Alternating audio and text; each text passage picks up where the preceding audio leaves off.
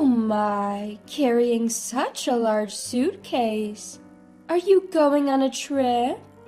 No, I'm going back to my parents' house. What? It seems mother-in-law couldn't quite process what I had just said. Her eyes widened in surprise. I'm tired of the housework and the constant nagging. Please have a happy life with Connor. What? Wait a minute. I slipped past the objecting mother-in-law and headed outside. Dragging my heavy suitcase, I got on the bus to return to my family's home. My name is Cecilia. I married Connor 4 years ago, and now we rent a one-bedroom apartment where we live together. The apartment we rent is a moderately high-end place, costing $2,000 a month, something Connor can't afford on his own. The reason we can live in such a luxurious apartment is solely due to my workload and salary. I'm somewhat embarrassed to say it, but I'm an ambitious career woman working in sales for a large corporation, working from morning till night. Starting early and working late is the norm for me, sacrificing my private life to stay on top in sales. I started living in this apartment because I wanted to enjoy a lavish lifestyle at least while I'm home. But my luxurious and peaceful days are beginning to slip away. The cause of this disturbance is mother-in-law, who has recently become a permanent guest in our apartment. I sometimes ask Connor to do the housework since I'm busy with my job, but instead of doing it himself, he calls mother-in-law and unloads the work on her. And mother-in-law, being mother-in-law, willingly comes over and does all the housework, so Connor's domestic skills never improve. Initially visiting our apartment twice a week, she now seems to live in our place. If it were just housework, I might have simply been grateful and not complained. What's been bothering me is mother-in-law's excessive interference. Why doesn't Cecilia quit her job after all this time? I can't possibly tell her it's because Connor's earnings are insufficient, so I reply with a shallow, "I'm sorry." She even adds, "A good wife bears children early on." The comments like that continue to trouble me. Certainly, I couldn't say that Connor was cooperative. His old-fashioned remarks, even anachronistic at times, were draining me, especially after long hours at work. Finally, he started to say things like, "You fold the clothes wrong," or "Using the dishwasher is not good." I couldn't help but wish he would leave if he continued to complain. Of course, I wasn't just silently putting up with this. I talked to Connor about it, but he wouldn't take me seriously. At first, he seemed to be listening to me sincerely, but in the end, he always sided with his mother, saying, "But Mom is right." When I lost patience with his mother, who continued to live with us without paying rent or for food, and demanded she either pay or leave, Connor sided with mother-in-law and decided to let her live with us for free. Slowly but surely, the paradise I had created with my earnings was being taken over by mother-in-law. One day, after talking to my parents on the phone, I began planning a small party and invited them to our home. My mother's birthday was coming up, and I was likely to get paid time off. My parents had mentioned that they wanted to see my apartment, so I thought it was a good opportunity. I excitedly started planning and called out to Connor, who was lying on the sofa browsing on his mobile phone. "Hey, I'm thinking of inviting my parents over next month. Will you join us, Connor?" Connor and my parents had only met once, during our marriage meeting, and they hadn't interacted much. I was hoping it would be a pleasant dinner party and that mother-in-law could join if she was available. "What? There's no way we're letting your poor-looking parents into this apartment," he snapped. "Excuse me? How can you say that? I yelled, shocked by his comment. Connor put down his phone, plugged his ears, and glared at me. But it's true. They were wearing cheap clothes when we went for the marriage meeting, he said. I struggled to contain my anger, my fists shaking. I was used to be spoken to harshly, but I couldn't tolerate my parents being insulted. My anger boiled up, and I had to be careful not to scream at Connor. I don't want to say this, but I started trying to calm myself. Your mother-in-law is no different from my mother. What's so poor about my parents? Are your parents big corporate bosses or something? Of course that was not the case. His father was a salaried worker, and mother-in-law was a homemaker from an ordinary family. Still, Connor scowled, annoyed by my words. At least they make more money than your parents. We didn't have to rely on a scholarship for college like you did, he said proudly, puffing out his chest. I took out a scholarship because I wanted to go to college on my own, without depending on my parents. I almost said, it's not like you, unable to leave your parents, but I swallowed my words. Fighting here wouldn't solve anything. After all, I just want to invite my parents to the apartment. It's not like we'll live together forever. I'm just asking if I can invite them for just one day, or even half a day. That's why I'm saying no. If you can't accept it, leave this apartment. What? Why are you talking about me leaving?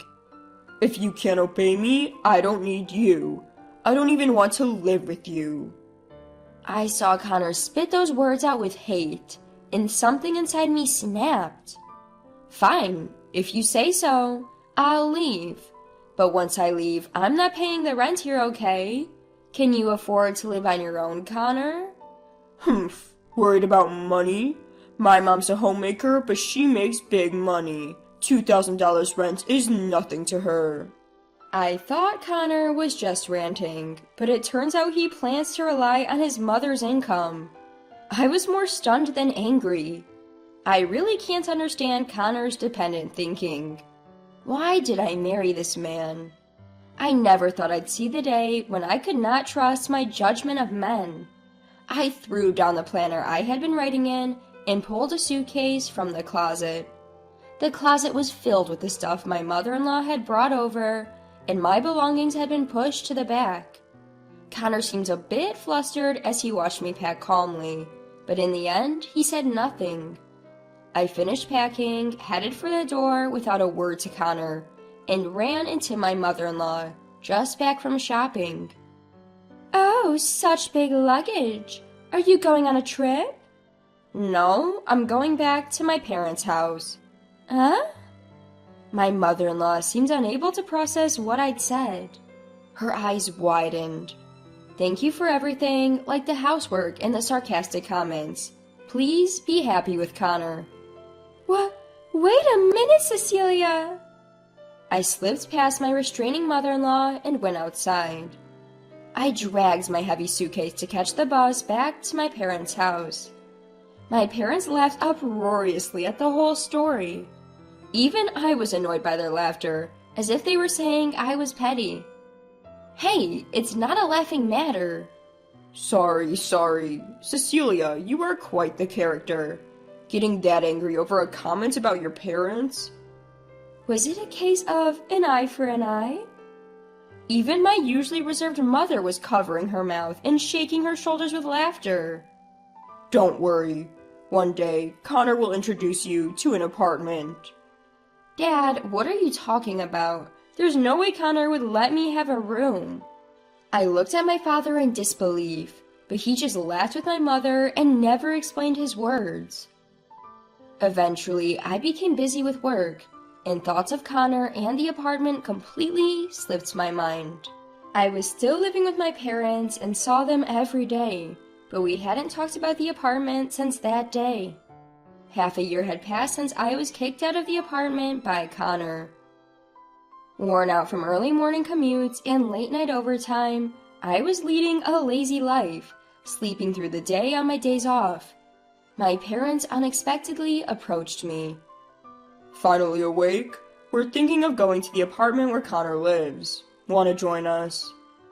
Still half asleep, I couldn't understand what my father was saying, so I tilted my head in confusion. Seeing me standing there, lost in thought, my mother lost her patience and forcefully pushed me from behind. Come on, get dressed quickly. Put on something really nice. Encouraged by my mother, I put on a dress I'd never worn before. It was a high-brand, quite expensive gift from my parents for my birthday, so I never had the inclination to wear it and kept it tucked away. Looking more closely, I realized that both my mother and father were also dressed in high-brand clothes they usually wouldn't wear. It was as if they were showing off their earnings. Before I knew it, I was transported to the apartment building where Connor had lived.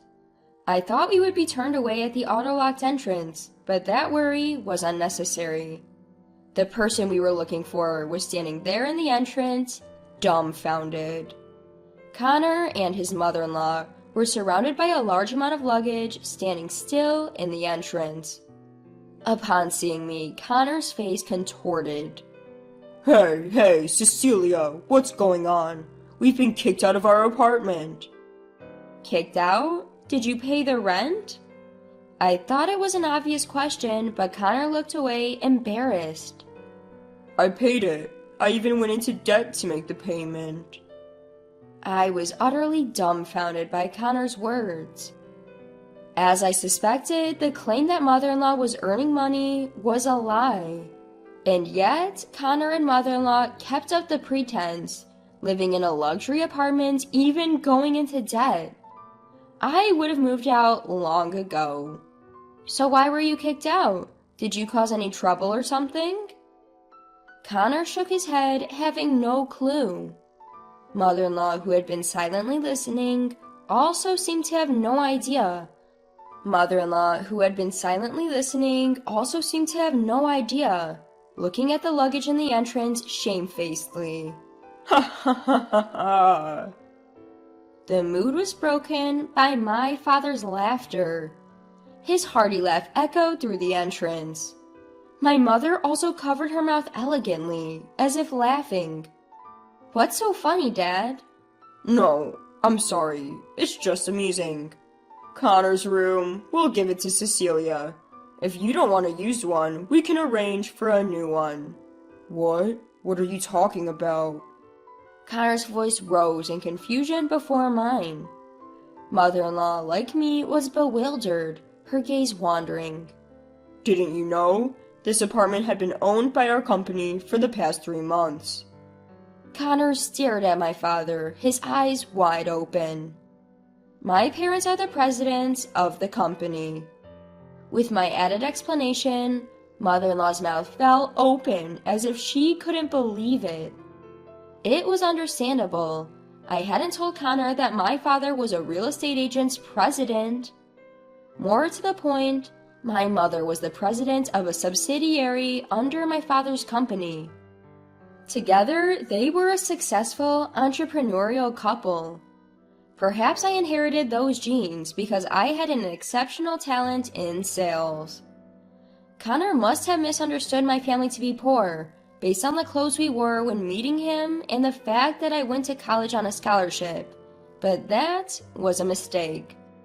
Connor's anger was then directed at me. Why didn't you tell me that Cecilia's dad is the company's president?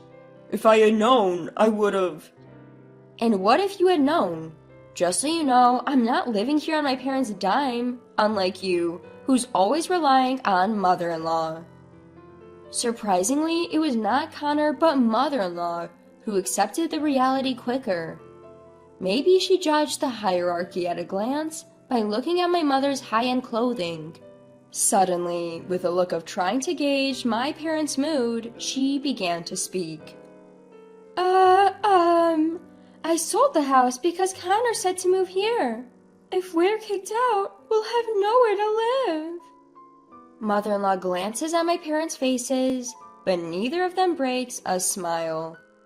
It's terrifying even to me, their actual daughter, that their eyes aren't smiling. My mother smiles softly to reassure mother-in-law and politely brings up the subject. You've been behind on rent for over 3 months, haven't you?